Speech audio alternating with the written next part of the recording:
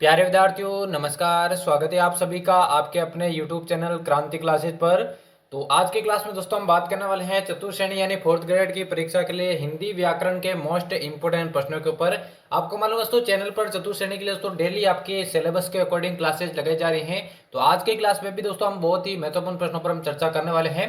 तो क्लास के साथ साथ में आपको आंसर बताते रहना है, क्लास को आपको मिस नहीं करना क्योंकि बहुत ही महत्वपूर्ण प्रश्नों की क्लास है और क्लास के एंड में बताना है यहाँ से कितने प्रश्न आपके सही होते हैं। तो बिना किसी देर के आज के महत्वपूर्ण प्रश्नों की क्लास को शुरू करते हैं। पहला प्रश्न आपसे पूछा गया है, भारतेंदु शब्द में कौन सी संधि है? भारतेंदु शब्द में कौन सी संधि का प्रयोग हुआ है? तो यण संधि, गुण संधि, दीर्घ संधि या फिर व्यंजन संधि। सभी विद्यार्थी इसका आंसर बताइए, भारतेंदु शब्द में कौन सी संधि है? वीडियो को अच्छे से पॉज करके दोस्तों इसका आंसर बताना है। आप देखिए इसका एनालिसिस करते हैं। भारतेंदु शब्द का जब संधि विच्छेद करेंगे, क्योंकि संधि विच्छेद भी आपसे पूछा जा सकता है, तो इसका पूरा विस्तार करेंगे। भारत धन इंदु, भारत धन इंदु यानी कि अ प्लस ई मिलकर दोस्तों ए का निर्माण करा। और मैंने एक छोटी सी आपको दोस्तों ट्रिक बताई है। अगर आप डेली क्लासेस लगते हैं तो दोस्तों मैं अपनी क्लासेस में ट्रिक बताता रहता हूं। तो जहां पर भी दोस्तों आपको एक मात्रा इस प्रकार से दिखे तो वहां पर दोस्तों ज्यादातर गुण संधि होती है, और जहां पर आपको डबल मात्रा इस प्रकार से दिखे वहां पर हमेशा वर्धी संधि होती है। दोस्तों ये एक ट्रिक है। अगर आपको संधि बिल्कुल भी नहीं आती है तो इस ट्रिक को आपको ध्यान में रखना है। तो यहाँ पर एक मात्रा है ऊपर, तो इसमें दोस्तों बिल्कुल दोस्तों जिसने भी गुण संधि को किया है उन सभी का दोस्तों यहाँ पर करेक्ट आंसर हो जाएगा। यही फायदा रहता है दोस्तों हमारी डेली क्लासेज अटेंड करने के लिए, क्योंकि ऐसी ट्रिक है दोस्तों आपको बताता रहता हूँ। राजस्थान जीके की भी जब क्लासेज लगती है दोस्तों ऐसी ट्रिक आपको बताता रहता हूँ, जहां से दोस्तों सीधे आपके दोस्तों एग्जाम में प्रश्न फैक्ट वाइज पूछे जाते हैं। अगला देखिए पूछा गया, निम्नलिखित में से उपसर्ग रहित शब्द बताइए। किस शब्द में उपसर्ग का प्रयोग नहीं हुआ है? बंगाली, परिकलन, स्वचालित या फिर स्वदंत। सभी विद्यार्थी इसका आंसर बताइए, कौन से शब्द में उपसर्ग नहीं है? तो जल्दी से सभी विद्यार्थी इसका आंसर बताइए। देखिए कभी कभार ऐसा पूछ लेता है किस शब्द में उपसर्ग नहीं है, कभी कभार पूछ लेता है किसमें उपसर्ग लगा हुआ है, कभी कभार पूछता है किसमें दो उपसर्ग है, और कभी कभार पूछता है किसमें तीन उपसर्ग है। ऐसे प्रश्न आपके उपसर्ग और प्रत्यय में बनते हैं। तो यहाँ पे देखिए बंगाली जो शब्द दे रखा है, बंगाली शब्द में देखिए किसी भी प्रकार से उपसर्ग का प्रयोग नहीं हुआ है। बाकी देखिए इसमें देखिए आपके परि उपसर्ग है, इसमें स्व उपसर्ग है, और इसमें भी स्व उपसर्ग है। तो चलिए बढ़ते हैं जल्दी से अगले प्रश्न की ओर। अगला पूछा गया, देखिए जिसका आचरण अच्छा हो वाक्यांश के लिए सार्थक शब्द कौन सा होगा? सद्भावी, सज्जन, साधु या फिर सदाचारी। सभी विद्यार्थी इसका आंसर बताइए, जिसका आचरण अच्छा हो वाक्यांश के लिए सार्थक शब्द कौन सा होने वाला है? तो जल्दी से सभी विद्यार्थी इस प्रश्न का आंसर बताइए, कौन सा ऑप्शन बिल्कुल करेक्ट आंसर हो जाएगा? सार्थक, इसके लिए सार्थक शब्द आपको बताना। तो जिसका आचरण अच्छा हो, एकल शब्द से संबंधित जिसे इंग्लिश में वन वर्ड कहते हैं और हिंदी में एकल शब्द, तो जिसका आचरण अच्छा हो उसे क्या कहते हैं? उसे दोस्तों आपके सदाचारी कहा जाता है। सदाचारी कहा जाता है। जिसने भी चौथे ऑप्शन को सही किया ना उन सभी का यहाँ पर बिल्कुल करेक्ट आंसर हो जाएगा। अगला प्रश्न पूछा गया, जातिवाचक संज्ञा से निर्मित भाववाचक संज्ञा कौन सी है? पशुता, एकता, वीरता और निकटता। और बहुत ही जल्द दोस्तों हम लाइव क्लासेस भी लेकर आ जाएंगे, ठीक है ना। अभी तो हम केवल दोस्तों वीडियोस के माध्यम से आपको देखिए महत्वपूर्ण प्रश्नों की क्लासेस दे रहे हैं। जल्दी दोस्तों लाइव क्लासेस, ऑनलाइन क्लासेस भी आपके लिए लगाई जाएगी, जहां पर पूरा सिलेबस आपका चतुर्थ श्रेणी का करवाया जाएगा।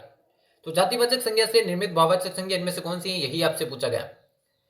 तो इनमें से देखिए एकता दोस्तों एक से बना है, वीरता दोस्तों वीर से बना है, निकटता उसके निकट से बना है। ये सभी आपके विशेषण है। जबकि यहाँ पर पूछेगा जातिवाचक संज्ञा से बना भाववाचक संज्ञा कौन सी है, तो ये पशुता दोस्तों।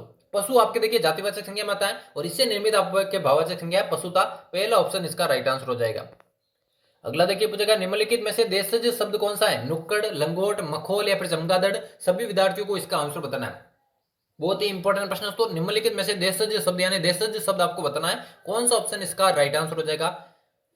तो बहुत ही इंपॉर्टेंट प्रश्न, तो परीक्षा में सीधा ये पूछा जाता है। तो इनमें से देशज शब्द की बात करूं, देखिए आपके जो मखोल है वो आपके देशज शब्द है। तीसरा ऑप्शन इसका बिल्कुल करेक्ट आंसर हो जाएगा। अगला देखिए पूछेगा, परिजात किसका पर्यायवाची है? कमल का, गुलाब का, कल्पवृक्ष का या फिर केवड़ा का। सभी को इसका आंसर बताना है। जो परिजात है दोस्तों किसका पर्यायवाची है, यही आपसे पूछा गया है। तो जल्दी से सभी विद्यार्थी इस प्रश्न का आंसर बताइए, कौन सा ऑप्शन बिल्कुल इसका राइट आंसर हो जाएगा। बहुत ही महत्वपूर्ण प्रश्न, तो एग्जाम में सीधा ये पूछा जाता है फैक्ट के रूप में। परिजात किसका पर्यायवाची है? तो परिजात की बात करूं दोस्तों ये आपके कल्प वृक्ष का पर्यायवाची है। तीसरा ऑप्शन इस प्रश्न का करेक्ट आंसर हो जाएगा। अगला देखें, अगला पूछा गया, निम्न में से कौन सा शब्द अशुद्ध है? प्रज्वलित, उल्लंघन, गत्यवरोध या फिर आनुपातिक। सभी विद्यार्थी इसका आंसर बताइए, कौन सा ऑप्शन इसका राइट आंसर हो जाएगा। इनमें से कौन सा शब्द अशुद्ध दे रखा है, यही आपसे पूछा गया है। बहुत ही इंपॉर्टेंट प्रश्न, तो ऐसे प्रश्न आपके एग्जाम में पूछे जाने वाले। देखिए अशुद्ध की बात करूं यानी कि तीन शब्द शुद्ध है, अब वो भी आपको देखना है, क्योंकि हो सकता है वो प्रश्न आपसे पूछ ले। तो प्रज्वलित यहाँ पे बिल्कुल शुद्ध रखा है, गत्यवरोध यहाँ पे बिल्कुल सही लिखा है, आनुपातिक यहाँ पे बिल्कुल सही लिखा है। लेकिन दोस्तों यहाँ पर जो उल्लंघन है वो यहाँ पर गलत लिखा है। क्यों गलत लिखा है? क्योंकि दोस्तों इसका जो शुद्ध बनेगा वो इस प्रकार से बनेगा, वो इस प्रकार से बनेगा, ल डबल वायर आएगा, एक बार आधा और एक बार पूरा। तो ये इसका बिल्कुल करेक्ट आंसर हो जाएगा। अगला देखें, अगला पूछेगा निम्नलिखित में से शुद्ध शब्द कौन सा। इस बार आपको शुद्ध बताना है। श्रेयकर, ब्रह्मा, आह्लादित या फिर परीक्षा, सभी को इसका आंसर बताना है। शुद्ध शब्द इनमें से कौन सा है, बहुत ही इंपॉर्टेंट प्रश्न है। तो जल्दी से सभी विद्यार्थी इसका आंसर बताइए, कौन सा ऑप्शन इसका बिल्कुल करेक्ट आंसर हो जाएगा। तो यहाँ पे देखिए श्रेयकर गलत लिखा हुआ है, क्यों, क्योंकि इसका जो शुद्ध बनेगा वो इस प्रकार से बनेगा। देखिए प्रत्येक शब्द के मैं बता रहा हूं एनालिसिस के साथ, इस प्रकार से बनेगा, यानी कि पहला तो गलत हो गया। अब बात करते हैं, देखिए आपके ब्रह्मा का, ब्रह्मा भी गलत लिखा हुआ है, क्योंकि ब्रह्मा का जो शुद्ध बनेगा वो इस प्रकार से बनेगा। ब्रह्मा का शुद्ध इस प्रकार से बनेगा, ब्रह और ह पहले आएगा, ठीक है ना, ह पहले आएगा, इस प्रकार से बनेगा ब्रह्मा, ठीक है ना। और इसमें देखिए आह्लादित, ये भी गलत लिखा है, क्योंकि इसमें ह पहले आएगा, ह पहले आएगा और ल बाद में आएगा, इस प्रकार से बनेगा। यहाँ पर एकमात्र शुद्ध शब्द दे रखा है, वो हो गया दोस्तों परीक्षा, क्योंकि परीक्षा सरल शब्द है इसलिए सभी ने आंसर दे दिया होगा, लेकिन इन बाकी के भी दोस्तों आंसर आपको पता होने चाहिए, ठीक है ना। चलिए अगला प्रश्न देखिए। अगला पूछा गया काल कवलित होना मुहावरे का उचित अर्थ कौन सा है। काल कवलित होना मुहावरे का अर्थ बताना है, गायब हो जाना, मार डालना, रूप परिवर्तित हो जाना या फिर मर जाना, सभी को इसका आंसर बताना है। काल कवलित होना इस मुहावरे का सिंपली से आपको अर्थ बताना है। तो जल्दी से सभी विद्यार्थी इस प्रश्न का आंसर बताइए, कौन सा ऑप्शन राइट आंसर हो जाएगा। तो काल कवलित होना इस मुहावरे का अर्थ है दोस्तों मर जाना, चौथा ऑप्शन इस प्रश्न का यहाँ पर राइट आंसर हो जाएगा। अगला देखिए पूछा गया ऑनररी के लिए सही पारिभाषिक शब्द है। ऑनररी वेतनिक, वेतनयुक्त, वेतन सहित या फिर अवेतनिक, सभी विद्यार्थियों को इसका आंसर बताया। ऑनररी के लिए सही पारिभाषिक जो शब्द है वो कौन सा हो जाएगा, यही आपसे पूछा गया। तो जल्दी से सभी विद्यार्थी इसका आंसर बताइए। तो ऑनररी के लिए सही पारिभाषिक शब्द होगा दोस्तों अवेतनिक, यानी कि बिना वेतन के, चौथा ऑप्शन इसका बिल्कुल करेक्ट आंसर हो जाएगा। अगला देखिए पूछा गया निम्नलिखित शब्दों में उपसर्ग रहित शब्द कौन सा है। प्रखर, व्याकुल, प्रतीक्षा या फिर अक्षी, सभी विद्यार्थियों को इसका आंसर बताना है। और देखिए क्लास के एंड में बताना है यहाँ से कितने प्रश्न आपके करेक्ट होते हैं, ताकि आपको अपनी तैयारी का मालूम चल सके। और चैनल पर देखिए डेली क्लासेस लगाई जा रही है, डेली आपको अटेंड करनी है। तो निम्नलिखित शब्दों में उपसर्ग रहित शब्द, उपसर्ग रहित शब्द है कि आपके अक्षी है। बाकी में देखिए इसमें प्र उपसर्ग है, इसमें प्र उपसर्ग है, इसमें वी और आ उपसर्ग है और इसमें प्रति उपसर्ग है। तो चौथा ऑप्शन इसका राइट आंसर हो जाएगा। अगला देखिए पूछेगा इनमें से किस वाक्य में अकर्मक क्रिया है। और जिसको भी देखिए आपके व्हाट्सएप ग्रुप में ज्वाइन होना है तो इस नंबर पर आपको मैसेज कर देना 89558927 और 26। इसमें दोस्तों आप हमारे दोस्तों यूट्यूब चैनल क्रांति क्लासेज के व्हाट्सएप चैनल से भी ज्वाइन हो सकते हैं। तो जल्दी से इस पर जाइए, हाई लेकर मैसेज कीजिए, स्क्रीनशॉट ले लीजिए जल्दी से और इस पर हाई लेकर आपको मैसेज कर देना। व्हाट्सएप ग्रुप में भी आपको ज्वाइन कर लिया जाएगा। तो किसमें आपके अकर्मक क्रिया है। किसान खेत जोत रहा है, मोहन पतंग उड़ा रहा है, पक्षी उड़ रहे हैं या फिर वहां बच्चे को सुला रही है, कौन से वाक्य में अकर्मक क्रिया है। तो यहाँ पे देखिए पक्षी उड़ रहे हैं, इस वाक्य में आपके अकर्मक क्रिया है, तीसरा ऑप्शन इसका बिल्कुल राइट आंसर हो जाएगा। चलिए बढ़ते अगले प्रश्न की ओर। अगला पूछा गया जहां धरती और आकाश मिलते दिखाई पड़ते हैं उसके लिए एक शब्द कौन सा है। पर्वत प्रदेश, पठार, क्षितिज या फिर अंतराज, सभी को इसका आंसर बताना है। जहां पर धरती और आकाश मिलते दिखाई पड़ते हैं उसके लिए एक शब्द कौन सा है, यही आपसे पूछा गया है। तो सभी विद्यार्थियों को इसका आंसर बताना है। तो जहां पर धरती और आकाश मिलते दिखाई देते हैं उसे दोस्तों आपके क्षितिज कहा जाता है, तीसरा ऑप्शन इस प्रश्न का करेक्ट आंसर हो जाएगा। अगला प्रश्न पूछा गया निम्नलिखित में से अशुद्ध वाक्य कौन सा है। यह कैसे संभव हो सकता है, शायद वह उत्तीर्ण हो जाए, किसी और से सलाह लीजिए या फिर सप्रमाण प्रमाण उत्तर दीजिए। यहां पे देखिए ये प्रमाण गलत लिख दिया मैंने, ठीक है ना, सप्रमाण उत्तर दीजिए। तो यहाँ पे अशुद्ध आपको बताना है। तो यहाँ पे देखिए अशुद्ध कौन सा हो जाएगा। तो अशुद्ध देखिए यहाँ पे पहले ही वाक्य हो जाएगा यह कैसे संभव हो सकता है। अब क्यों ये गलत है, क्योंकि दोस्तों या तो संभव लिखिए या फिर ऐसे लिखिए ये कैसे संभव है, या फिर ऐसा लिखिए ये कैसे हो सकता है, क्योंकि सकना भी दोस्तों आपके संभावना को ही बताता है। तो पहला ऑप्शन इसका राइट आंसर हो जाएगा। अगला देखिए पूछा गया निम्नलिखित में से लोकोक्ति चुनिए। दम भरना, टांग अड़ाना, एक पंथ दो काज या फिर कमर कसना, सभी को इसका आंसर बताना है। बहुत ही महत्वपूर्ण प्रश्न। तो लोकोक्ति और मुहावरे से दोस्तों काफी ज्यादा प्रश्न आपको देखने को मिलेंगे, तो लोकोक्ति इनमें से आपको चुनना है। तो ज्यादातर देखिए मुहावरे और लोकोक्ति के एक ही ट्रिक है, जिसके पीछे ना लगता हो वो हमेशा दोस्तों मुहावरा होता है। कभी कभार दोस्तों नहीं होता है, लेकिन ज्यादातर दोस्तों 90% चांसेस है कि वो मुहावरा होता है। यहाँ पे देखिए पीछे इसमें न लगा है, इसमें ना लगा, इसमें ना लगा, यानी ये सभी आपके मुहावरे है। जबकि यहाँ पे लोकोक्ति पूछा है तो एक पंथ दो काज, यानी कि दोस्तों एक ही तरीके से दो काम सिद्ध कर दिया। चौथा तीसरा ऑप्शन इसका राइट आंसर हो जाएगा। अगला देखिए पूछा गया निम्न में से शुद्ध शब्द छांटिए। शारीरिक, भूगोलिक, मैथिली शरण या फिर पूजनीय, सभी विद्यार्थियों को इसका आंसर बताना है, शुद्ध शब्द आपको बताना है। तो देखिए जल्दी से दोस्तों प्रश्न का एनालिसिस करते हैं। देखिए पहला यहाँ पे गलत है, क्योंकि शारीरिक किस प्रकार से लिखा जाएगा, इस प्रकार से लिखा जाएगा, इस प्रकार से लिखा जाएगा। दूसरी तरफ भूगोलिक भी दोस्तों यहाँ पर गलत है, क्योंकि भूगोलिक किस प्रकार से लिखा जाएगा, भूगोलिक दोस्तों इस प्रकार से लिखा जाएगा, भौगोलिक होगा, ठीक है ना, भूगोलिक नहीं होगा, भौगोलिक होता।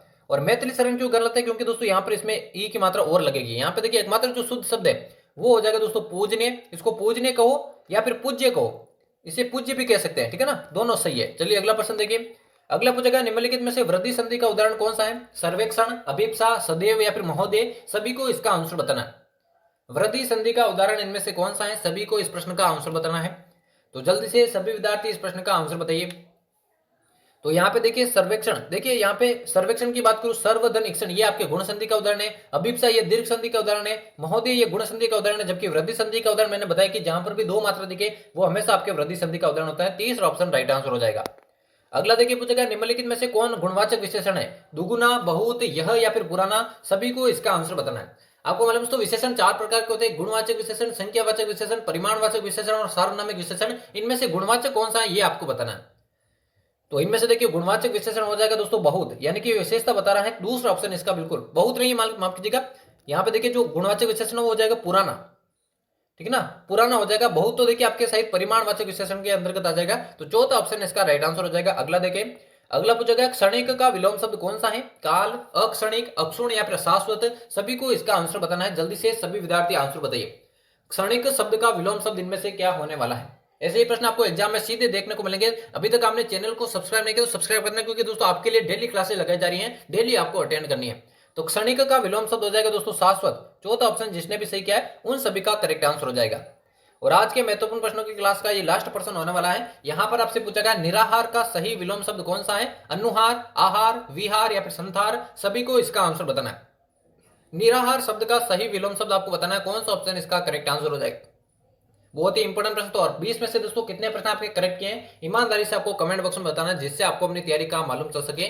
तो निराहार का मतलब होता है दोस्तों बिना आहार के, और इसका जो विलोम शब्द हो जाएगा वो हो जाएगा आहार। दूसरा ऑप्शन इसका राइट आंसर हो जाएगा। तो यहाँ पर हमारे चतुर्थ श्रेणी की परीक्षा के लिए हिंदी व्याकरण के मोस्ट इंपोर्टेंट प्रश्नों की क्लास समाप्त होती है। उम्मीद करता हूँ क्लास आप सभी को पसंद आई होगी। डेली चैनल पर इसी तरह की क्लासेस पाने के लिए चैनल को सब्सक्राइब करके बेल आइकन को प्रेस कर देना। यहाँ से कितने प्रश्न आपने करेक्ट किए ये भी आपको कमेंट बॉक्स पर बताना है। अपने सभी साथियों में क्लास को शेयर कर देना। तो मिलते हैं किसी और नए क्लास में, तब तक लेते हैं आप सभी से अलविदा, धन्यवाद।